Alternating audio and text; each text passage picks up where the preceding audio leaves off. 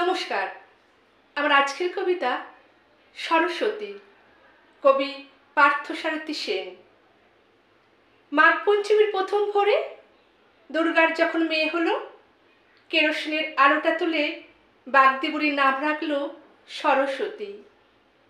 ক্লান্ত দুর্গার ঠোঁটে এক ফালি হাসি, এই তো সবে হলো গো বুড়ি, এর মধ্যে নাম।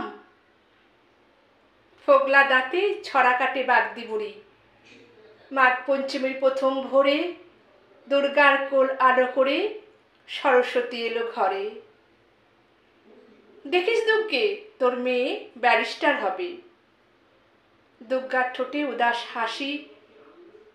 রেলছুপড়ির সরস্বতী ব্যারিস্টারের দুর্গার কথাই সত্যি হলো, ব্যারিস্টার হয়নি।